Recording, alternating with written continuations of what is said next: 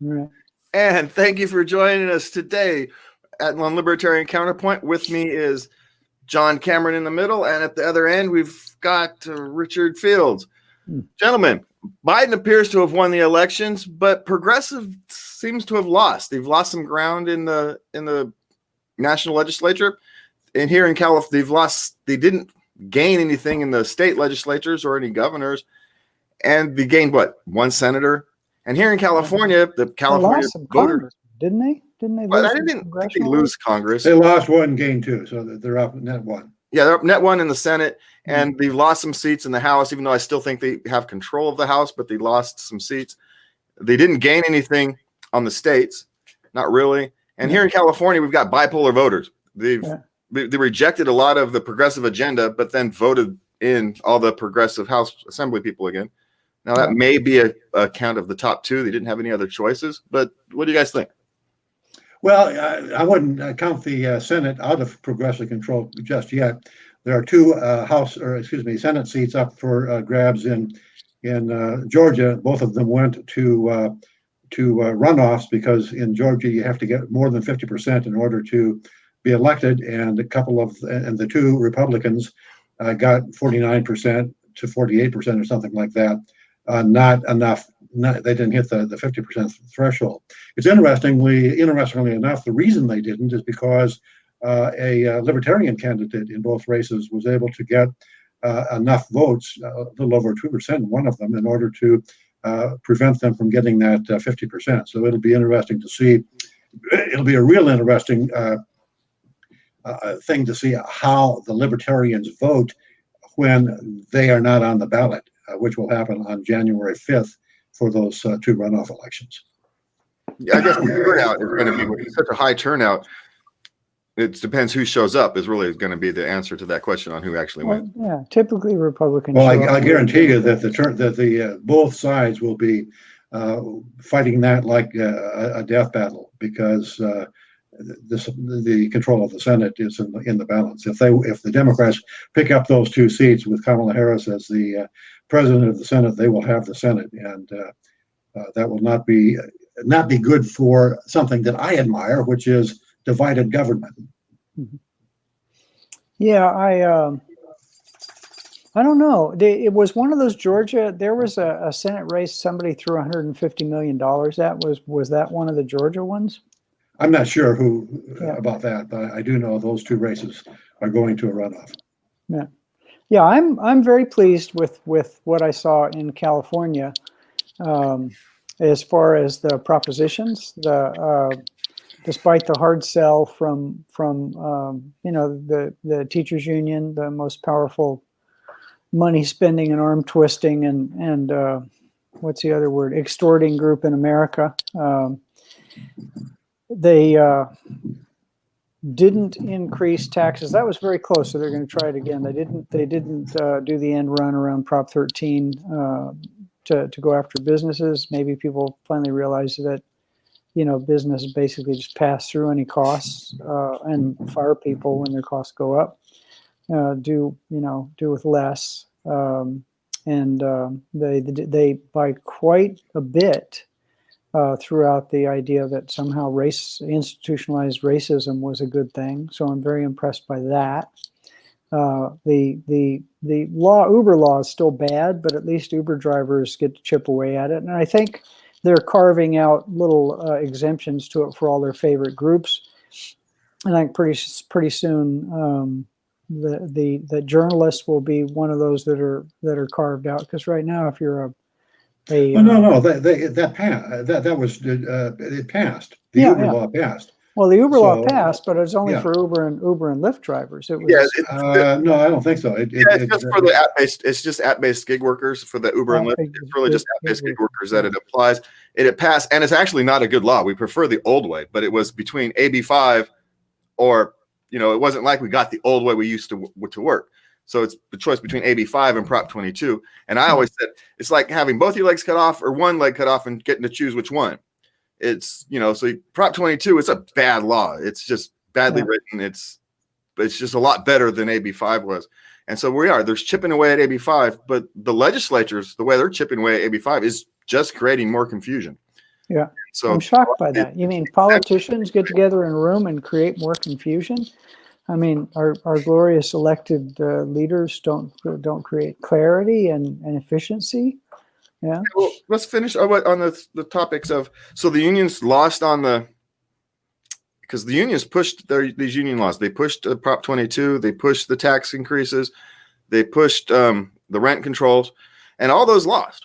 Yeah. Yeah, all those lost, which is a good thing. The other thing that's interesting about this election is the Libertarian position of less criminalization of marijuana and other drugs won in, I believe, 5 states. In fact, in Oregon, a bill or a referendum passed that legalizes all drugs, not just marijuana. Decriminalizes. Decriminalizes, which is, a step in the right direction. Yeah. We are reaching the point where it will be very, very difficult for the federal government to get rid of, to not get rid of Schedule 1 prohibition of marijuana, as well as perhaps other drugs. Yeah. I'm thinking hallucinogens might be next on the list for widespread popular adoption. Well, I know, looking at the foreign example, Portugal used to have a horrific drug problem, and their solution was decriminalizing basically everything. I think I haven't read it lately, but that's what I seem to remember. And so, basically cops could go back to dealing with crime, and people could make their own choices. And I think they'd still go after dealers, which is crazy to me. I mean. But no, they basically legalized drugs, and their drug addiction problem has gone down as a result, for the simple reason that when you know what you're taking, you're not going to take the kind of doses that will kill you. Yeah. Well, also, when it's legal, you're more likely to get help when you've gone over the edge instead of trying to hide it. As well, absolutely. Instead of hiding it, your friends and family can help you instead of everybody's hiding it and nothing gets done. And so I think the part of the legalization comes is getting everything out into the open so it can be dealt with better, rather than shoving things back into the shadows where it festers and becomes mold and decays everything. I think that's kind of and the other thing that we can point out is that the Jorgensen presidential campaign got the second highest vote total for any Libertarian campaign in our 50-year history since 1972, and they did it with absolutely no mainstream news coverage other than a few spots on Fox in the last 2 weeks of the campaign. Nothing from ABC, nothing from NBC, nothing from CBS, nothing from CNN, or any of the rest of nothing from the New York Times, Washington Post. None of the mainstream media covered her campaign at all, other than, like I said, a little bit from Fox, and second highest vote totals. And then, of course, she was excluded from the debate. So I think it's very easy to say that without the brownout from the mainstream media and the left media, that the Libertarian message would have done extremely well in the 2020 elections. Well, the Libertarian message actually performs quite well. We won a House seat in Wyoming. We won a handful of local elections that I know of, and I'm sure we had hundreds of them across the country. I'm sure there's lots of small elections that we won that we don't hear about. Yeah, Wendy Hewitt is now on the city council in Calamasa here in California. Yeah, Jeff Hewitt's wife. The show here. She won her. Looks like she won her Hanford City Council race, and they turned the vice mayor to a Libertarian. So not only did we win a seat, we converted one of a Democrat into a Libertarian down in Hanford. So they're doing good work down there. And where's Hanford? Fresno-ish? All things considered. So we had it. Libertarians did better than we think, all things considered. There was a tidal wave of voters, and we held serve. I think we should be proud of the fact that we were able to kind of hold our percentages. Yeah.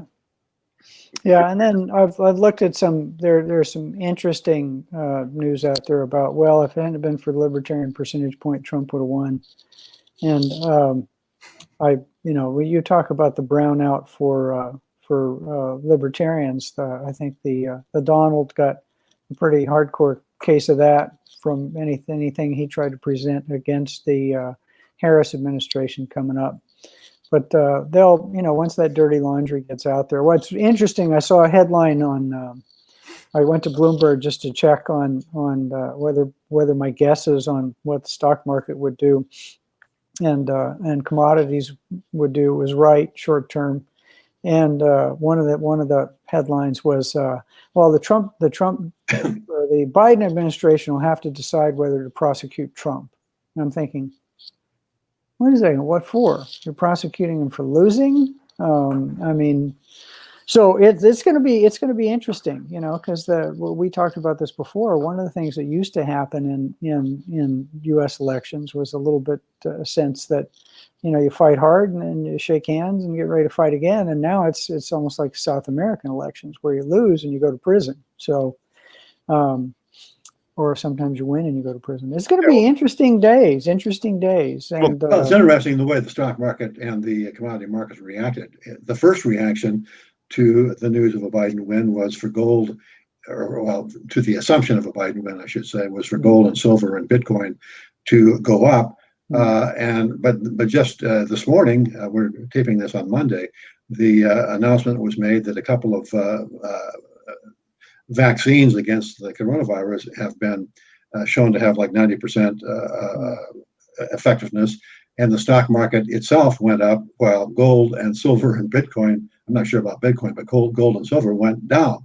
Well, so it's interesting to see the way the market is reacting. It looks like I made a prediction back in, I think it was March or April, that on November 3rd the coronavirus would no longer be a news story. Looks like I was off by about 6 days. Well, they're saying now that we're back to normal by spring. It depends on here's my guess about what's happening. If there are machinations going on in the vote counting and somehow Trump wins, which the chances of that's probably 2%. Maybe it's non-existent. I don't know. Well, I think there's machinations going on. I don't think they'll be able to catch them and reverse them in time by the deadline of when electoral votes have to be awarded. So I think it's a losing cause.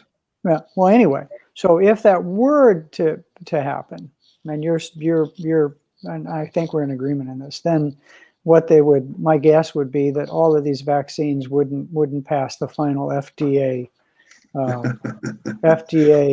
jump for, I don't know, months, maybe years. If the final tally goes in President Harris's favor, then Kamala's favor, then they'll get fast tracked, and all of a sudden this one thing that crushed the economy. I guess nearly 40% of voters listed their number one issue was the economy. Next was COVID, and those things are closely tied together. So if that didn't exist in the election, Trump would have probably won by 20 points. Since it did exist in the election, he's losing. And the timing of this, I'm just curious why this was a 40,000. The Pfizer study had 47,000 people in it, so it should hold up against statistical analysis. Why didn't they announce results 2 weeks ago? Because it just. I'm just wondering about the timing. Do you think it was coincidence? I think the timing is perfectly predictable. I predicted it, like I said, 6 months ago. Well, I think we all predicted it. Even what's funny is it's honorable or not is an open question. But we're going to go ahead and move on. Talk about go back a half a second. We're going to talk. AOC went on a rampage against the DNC. Talk about elections outcomes. She went on a rampage against the DNC, talking about the incompetent Democrat Party, and of course the progressive wing are now out there screaming that this election somehow means that they need to go harder left. I don't understand how them losing, the progressives actually not doing so well, except in those safe seats. Everywhere else, they kind of took a bath. I don't understand. But I think it's because the American public understands something very, very clearly, which is this. If the government can't count votes, is there any hope at all that the government can count sponges, as in surgery, as in taking over 100% of our health care, Medicare for all? I think the American people realize that a government-run healthcare system would be about as efficient and about as productive and about as workable as a government-run post office. Or driver's license bureau. Or getting people their unemployment checks. You push people, and they're still backed up. here in California, they still had, as of Friday, and we don't have an update yet, here in just Sacramento County, they had 460,000 votes left to count. It's a good thing we're not a battleground state. It'd be a national embarrassment. Oh, we are a national embarrassment. It doesn't take the vote, the lack of ability to count votes to make us. Just look at U-Haul exits versus U-Haul coming in to California. Yeah. That shows what a national embarrassment California is. Yeah.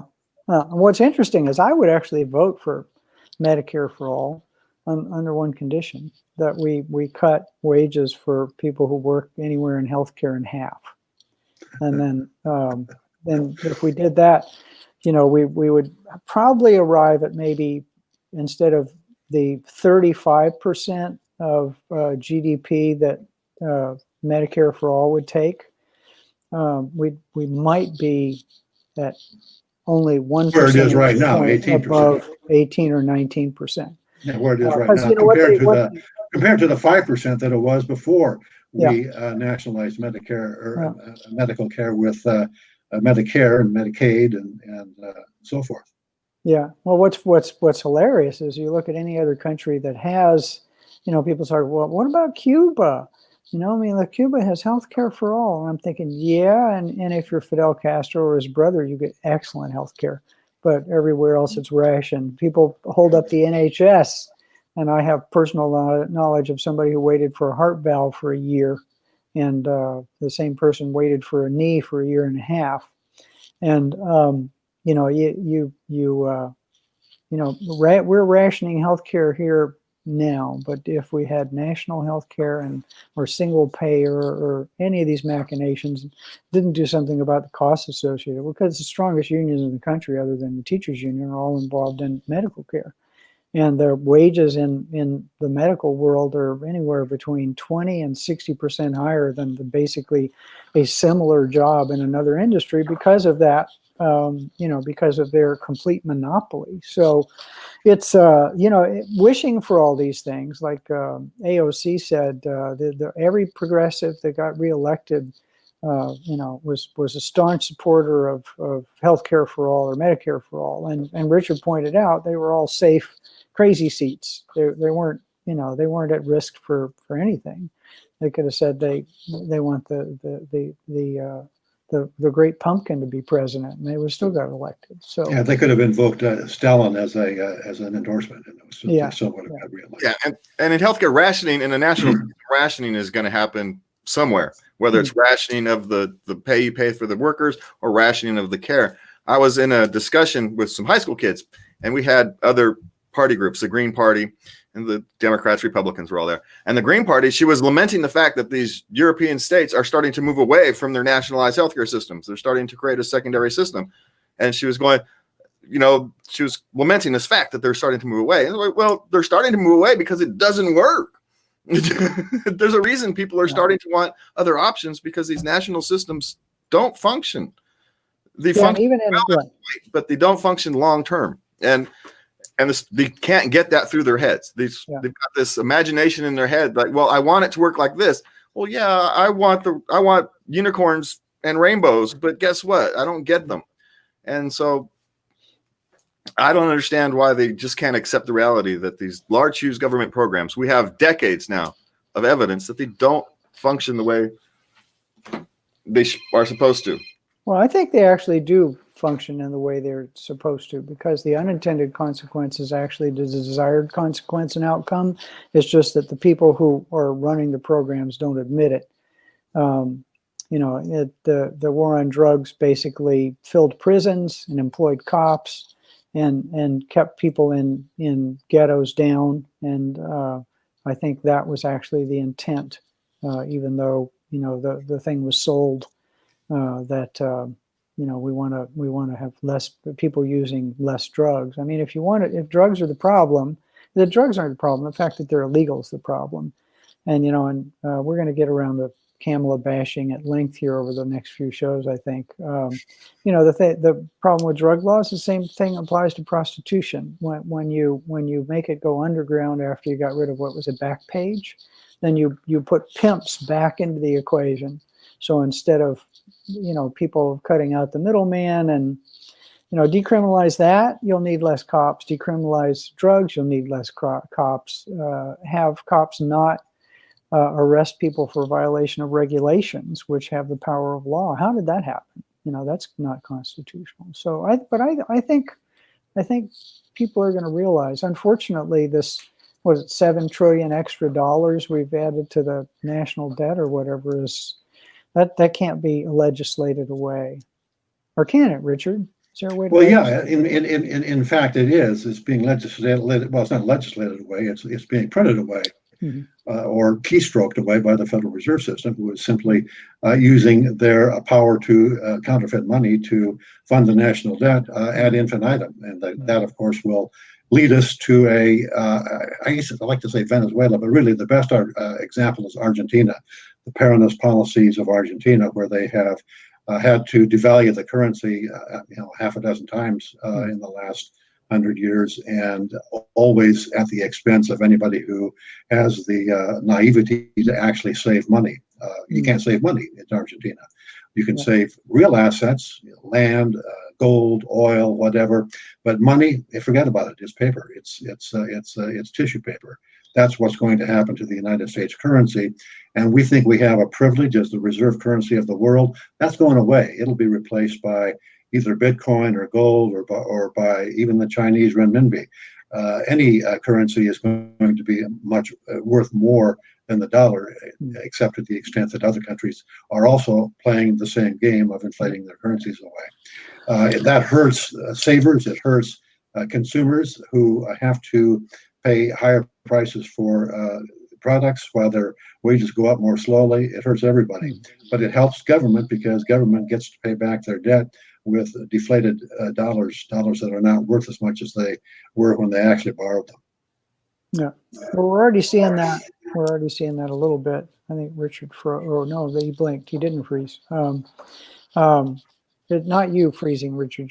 Your screen on occasion. People probably wish it'd be my screen that would freeze, but it's sometimes yours. The dollar, food inflation went up 1.5% in September. What's that? That's in just 1 month. Food inflation went up 1.5% in September, which works out to 10-15% per year if it's annualized. Yeah, and one of the reasons that's not getting people aren't screaming about that is I don't know the percentage of people that are on on food. Well, I used to call them food stamps. I don't know what they call them before, SNAP. but SNAP is just in the blink of a few years that the number of people receiving that food assistance is quintupled, something like that. But I did notice when you're talking about inflation and the value of the U.S. dollar that despite all the crazy stuff going on with Brexit, the pound is stronger against the dollar than it's been in an awful long time. The euro is coming back. When I was in Paris year before last, it was like 108, 107, something like that. Now it's 118, or $1.18 to a euro, and I think it's $1.31 as of today for the pound. So we're already seeing an erosion in the buying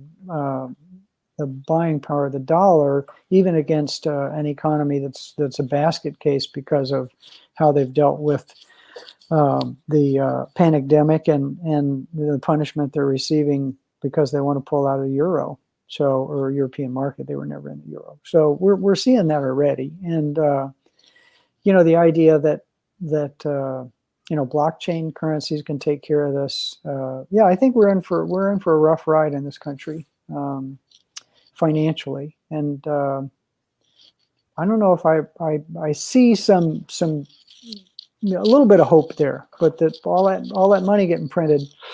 I mean, you can't, you can print more, like Richard says, but we're in the empire decline stage. Yeah. That's not necessarily a bad thing. Britain was an empire, but once they finally figured out that they weren't an empire anymore, they actually started to improve a little bit, starting with Thatcher.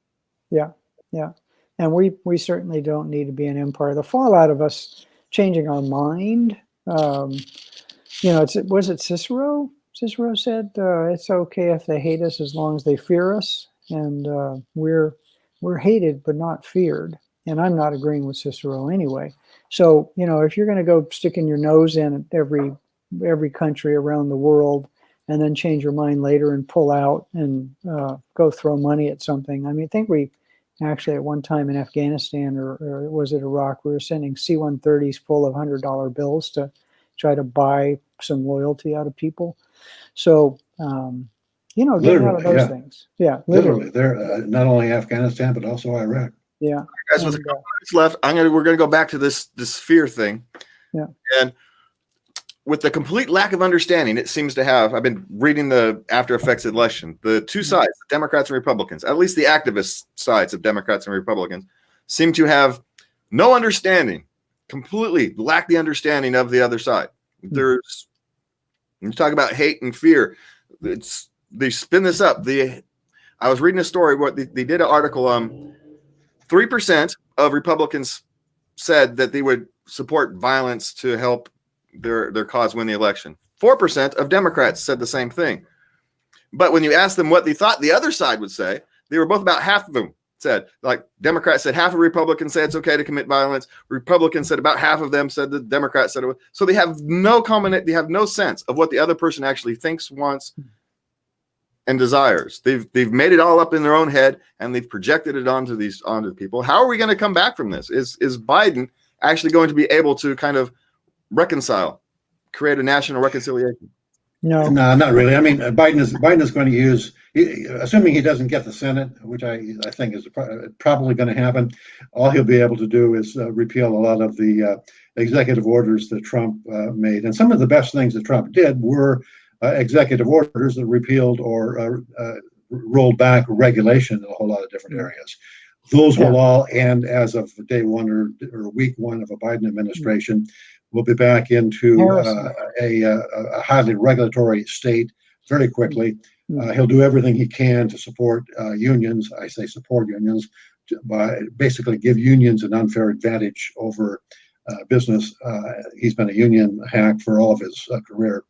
And the other thing that we have to remember is that there are three factions trying to control the Biden administration. There's his family, his brothers, and his son Hunter, who want to keep the Biden crime scam going.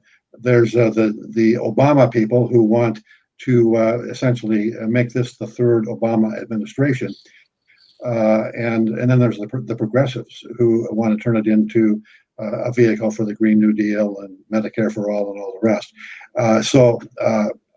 And then Harris is probably most closely aligned with the Obama people. So I suspect that we'll be seeing under the Harris administration, which will happen probably within the first couple of years of this Biden presidency, we'll see essentially a third Obama term. And we got to end it on this Libertarian Counterpoint. And thank you for all for watching. And please remember to love everybody. Well, thank you very much.